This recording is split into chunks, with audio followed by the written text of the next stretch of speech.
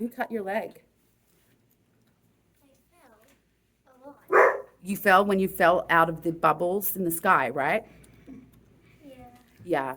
Honey, you are going to jail because unfortunately by you doing the bubble thing that wasn't ready, that was how the whole factory combusted and your grandpa is dead. Yeah. But did you say haha? No. No, listen, it's true. He's not dead. I was messing with you because you did deserve that, right? Guys, that was a good joke, right?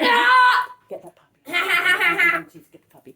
Now listen, you were gonna win. You were going to win the prize. Now one of my sergeants has got a puppy. Is this your puppy? This is what you're gonna have instead of getting the chocolate factory and being rich and never having to worry about money. You get this puppy. Oh, that's mine.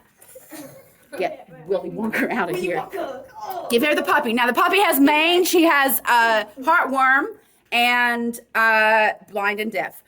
So good luck with that, Charlie. And look me in the eyes and say to the world, "I'm sorry I disappointed you." I'm sorry I disappointed you, and I will take care of the puppy. Oh, she's really sweet. All right, get out.